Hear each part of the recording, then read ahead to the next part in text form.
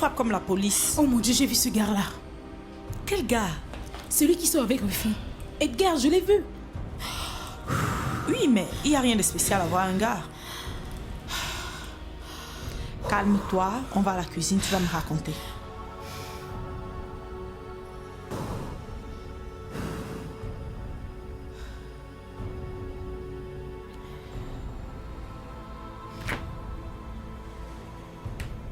Il est marié. Quoi? Je l'ai vu en train de faire des courses avec une femme et des gosses. Ce n'est pas possible.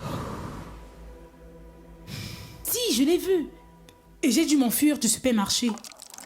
Pourquoi tu t'es enfui? Ce n'est pas toi qui es en tort. Je ne sais pas. Tu as laissé ta voiture au supermarché? Non, pourquoi? Parce que tu respires, on dirait que tu avais couru depuis là-bas. Mais ça, on doit le dire à Rufi.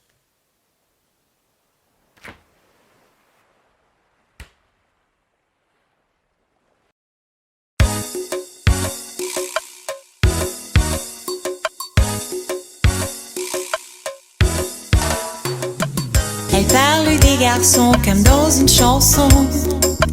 Elle rit tout le temps, on dirait des enfants.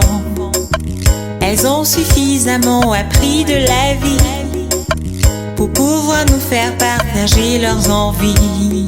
Dans un monde meilleur,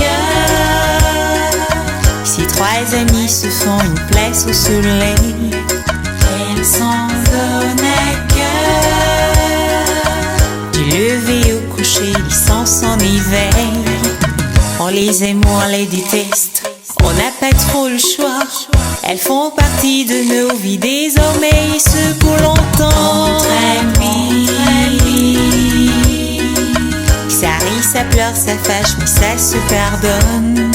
Entre amis,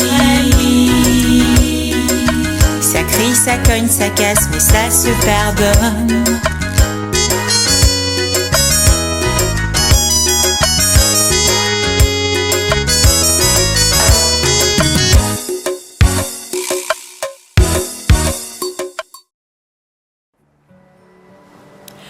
On ne peut pas le dire tant qu'on n'est pas sûr. Je suis sûre. Je l'ai vu de mes propres yeux. Mais ça ne signifie pas qu'il est marié à la fille. J'en suis sûre. Comment? Le langage corporel. Ils n'étaient pas très proches comme des amants ou distants comme des étrangers. Ils se disputaient. Ils se disputaient au supermarché. Oh, oh. Ils sont mariés. J'appelle Rufi. Il faut qu'elle vienne tout de suite. Non, attends. Je vais l'appeler. Comme ça, quand elle arrive, on lui dit que tu viens juste d'arriver.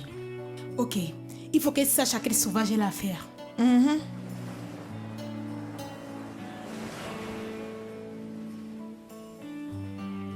La la la. La la la la la la. Allô? Je suis en train de m'apprêter, j'ai un rendez-vous. Tu peux passer par ici. Tu as rendez-vous avec qui? Edgar, bien sûr. Ok, viens juste une minute. J'ai quelque chose à te dire. Je ne vais pas rester, tout va bien? Oui, ça va. Et toi? Oui, je vais bien. Je vais à mon rendez-vous, à tout à l'heure. Tu sais déjà comment tu vas lui annoncer? Moi? Oui, toi, c'est toi qui l'as vu. Non, on doit le dire toutes les deux. Ah non, moi je ne l'ai pas vu. Je ne peux être témoin. Le problème, c'est va-t-elle nous croire? C'est son problème. Je ne veux pas mettre le feu sans être sûre. Décide-toi, elle est déjà en route. Je vais lui dire. Ouais, dis-lui ce que tu as vu. Le danger, c'est qu'elle soit amoureuse et qu'elle ignore ce que je dis. Tu aurais dû te rapprocher de lui et voir comment il te présente. Oui, ça aurait rendu les choses plus faciles. Mais j'avais trop peur. Je me suis comportée comme si c'était moi qui étais en faute. Mais c'est ça les vrais amis. On se soutient mutuellement. Je vais lui dire. Et je m'en fous de comment elle va prendre ça. Elle doit savoir dans quoi elle s'engage. Dis, si tu surprenais mon mari en train de me tromper, tu me le dirais? Non, la police te le dirait. Pourquoi la police? Parce que je serai en prison après lui avoir cassé la tête et lui à l'hôpital.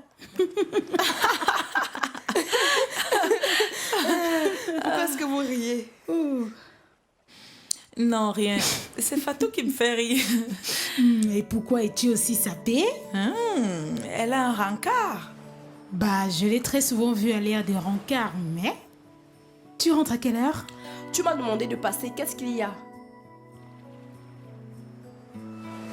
Ah, non, rien. Je voulais juste te voir. Je ne savais pas que Fatou allait venir. Ton rendez-vous doit être à quelle heure? Maintenant, bon. Je vous verrai plus tard, je ne veux pas être en retard. Pourquoi tu ne lui as pas dit? Elle aurait pensé que c'était d'elle que nous rions quand elle entrait. Et alors? Elle le saura de toute manière. Et elle va t'en vouloir de lui avoir pas dit. Elle va être forte de rage quand elle le saura. Peut-être on devait juste fermer notre gueule. Jusque quand? Pour toujours. Comme ça, quand elle nous dira qu'elle le sait, on fera semblant de ne pas être au courant. Et si elle commence à être amoureuse? Tu crois? Bon, Arufie, elle ne tombe jamais amoureuse de personne. Oui, jamais. Et puis même, les problèmes des gens, ça me fatigue. Je suis mariée. Toutes ces histoires-là, ça commence à me faire chier. Qu'est-ce que tu veux dire? Rien. Attends. Tu veux dire que parce que tu es mariée, tu ne peux pas nous aider, c'est ça? Tu es meilleure que nous? Non, ce n'est pas ça. C'est juste que je ne sais pas comment gérer ce genre d'histoire-là. Tu viens tout juste de me demander ce que je ferais si je voyais Ike en train de te tromper. Comment le saurais-je si je ne suis pas mariée? Tu le prends du mauvais côté là. Pas du tout. Si tu ne peux pas traiter les problèmes des célibataires, on ne peut pas traiter les problèmes des mariés non plus. Tu sais quoi? Gérons d'abord la crise que nous avons en ce moment que d'essayer d'en créer d'autres. Et qu'est-ce que je suis supposée faire? Tu as vu comment elle était si heureuse? Tu sais combien c'est difficile d'éteindre la bougie de l'autre? Bien, attendons de voir comment elle sera à son retour.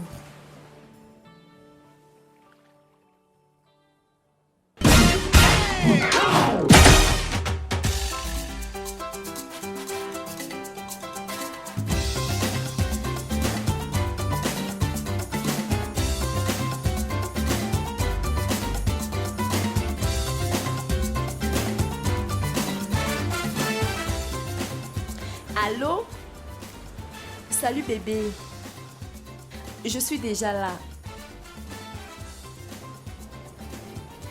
Non, ça va. Je serai chez Cynthia avec les filles. Je t'envoie l'adresse par SMS.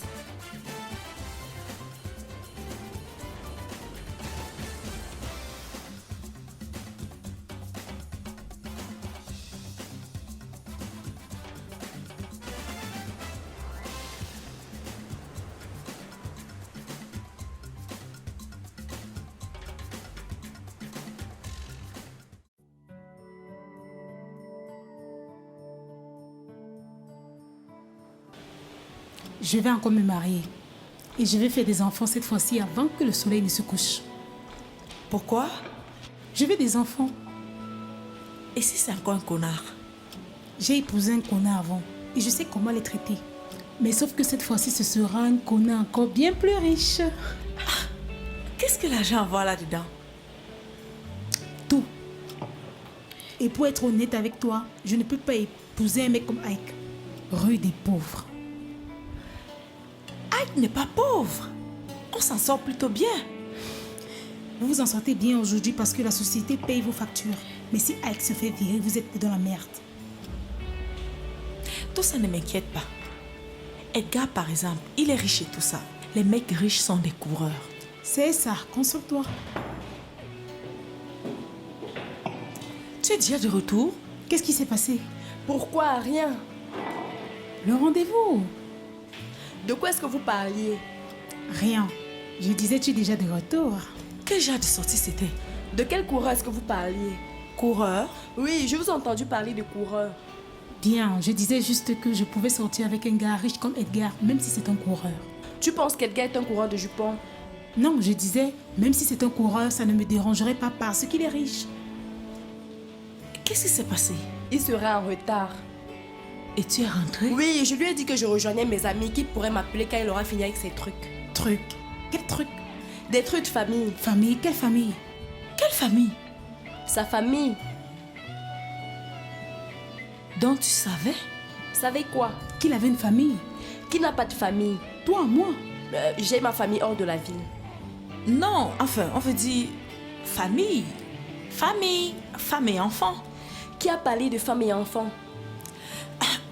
Fatou, dis-lui. Me dire quoi? De quelle famille tu parlais?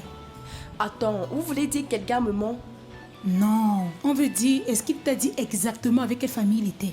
Non, était-ce nécessaire? Non, mais tu aurais dû lui demander. Ça ne me regarde pas. Chérie, ça te regarde. Bientôt, cette famille sera ta famille ou tes problèmes. De quoi est-ce que vous parlez?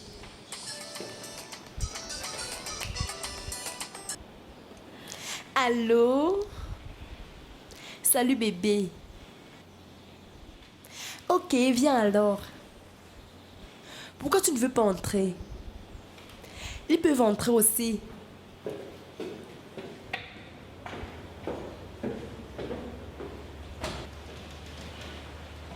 Je ne peux pas lui dire. Qu'elle le découvre d'elle-même. Là, tu ne facilites pas les choses.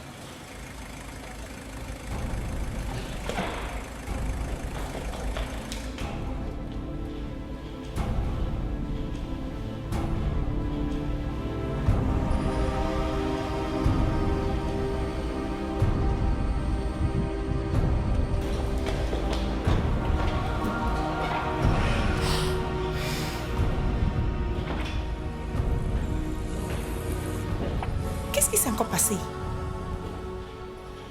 Il n'a pas fini. Il a annulé.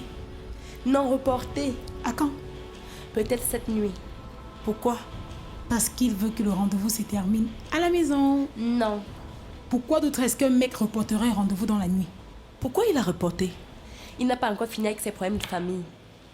Quel problème de famille le pousse à te mettre à l'écart?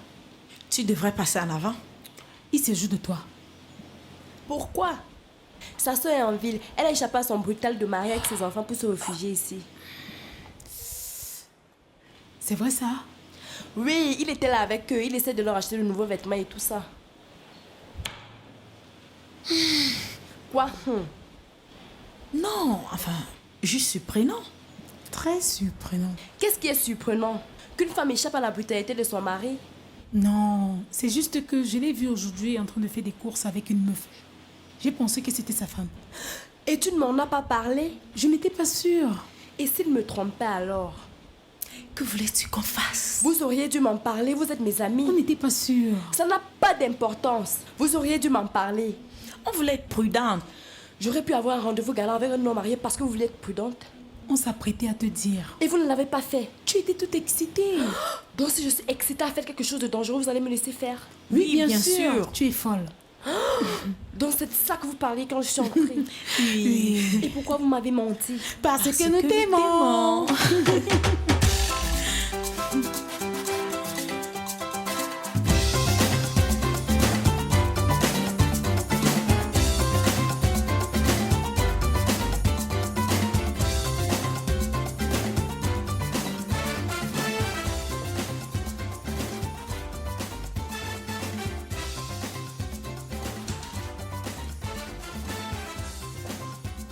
Salut Maggie. Bonjour, Madame Cynthia. Elle est où ta patronne? Elle est allée à la salle de gym. Elle revient à quelle heure? Elle ne m'a pas dit quand elle revenait. Ah, ça doit être pour ça qu'elle ne prend pas son téléphone. Bien, si elle vient te dire que je suis passée. D'accord? Bien, madame. Qu'est-ce qu'il y a, Maggie?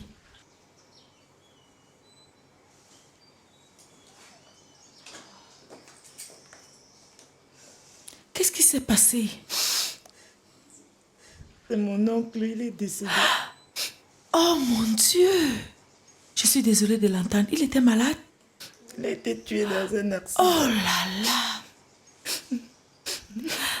Mes condoléances. J'ai demandé à Madame Fatou un jour pour aller au deuil. Elle a refusé. Quoi? Elle a dit que ma présence là-bas ne le réveillerait pas. Quoi? Elle a refusé de me donner un jour de congé pour aller au deuil. Mais pourquoi a-t-elle tant besoin de toi? C'est pour le nettoyage. Ah, mais cette maison n'est pas si sale. Oh là. Franchement, excuse-moi. Fatou, c'est mon ami, mais ta patronne est une salope.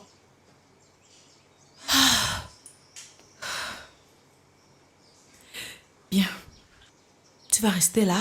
Je vais aller la chercher, d'accord? Ça va aller.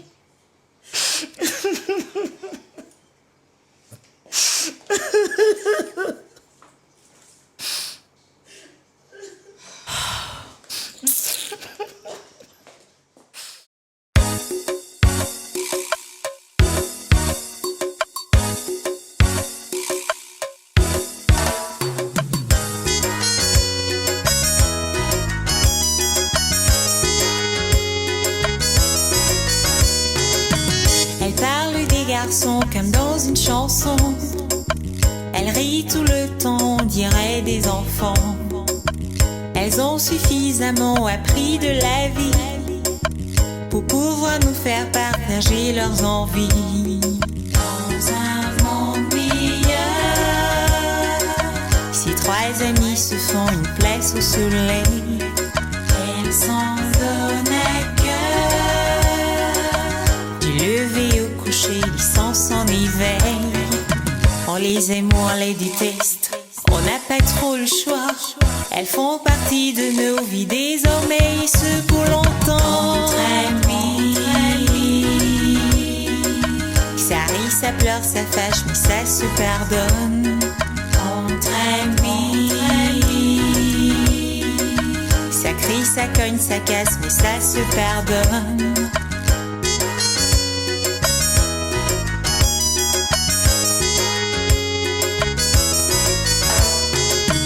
Au pied du mont Faco, la ville les accueille, dans leurs habits aux couleurs de l'arc-en-ciel. Faut surtout éviter de les provoquer, car au quart de tour elles passent de l'hiver à l'été. Dans un monde meilleur, si trois amis se font une place au soleil, elles s'en donnent à cœur. Du lever au coucher, l'essence en éveil. On les aime ou on les déteste, on n'a pas trop de choix. Elles font partie de nos vies désormais, et ce pour longtemps. Entre amis, ça rit, ça pleure, ça fâche, mais ça se pardonne. Entre amis, ça crie, ça cogne, ça casse, mais ça se pardonne. Elle parle des garçons comme dans une chanson. Elle rit tout le temps, on dirait des enfants. Elles ont suffisamment appris de la vie pour pouvoir nous faire partager leurs envies. On les aime ou on les déteste, on n'a pas trop le choix. Elles font partie de nos vies désormais, et ce pour longtemps. Entre amis, ça rit, ça pleure, ça fâche, mais ça se pardonne. Entre amis, ça crie, ça cogne, ça casse, mais ça se pardonne.